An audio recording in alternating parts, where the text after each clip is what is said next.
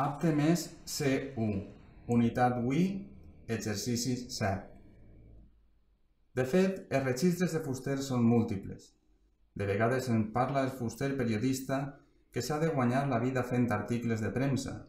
De vegades el fuster volterià que ens recomana una sanitosa i pragmàtica filosofia casolana del seny. Ricard Blasco utilitza aquesta expressió en parlar de Voltaire. De vegades el fuster erudit, curiós, impertinent. En altres ocasions, senzillament el fuster ociós, que ha fet de l'escriptura l'única manera de sobreviure, com ell mateix diu en alguna ocasió.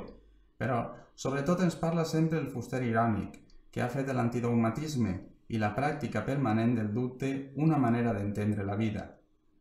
Precisament la diversitat de punts de vista que en aquesta monografia s'ofereixen, les diferents perspectives i oportunitats d'anàlisi, són una bona mostra de la versatilitat de l'obra historiogràfica i literària d'aquest referent necessari per a la història dels valencians del segle XX que fou, sens dubte, el gran intel·lectual que van perdre un 21 de juny de 1992. Analitzar la seva herència bibliogràfica i humana és sempre un exercici de llibertat individual i de pensament, un exercici sempre lligat a la reflexió crítica i distanciada de les coses, a la llibertat en el sentit més profund i filosòfic.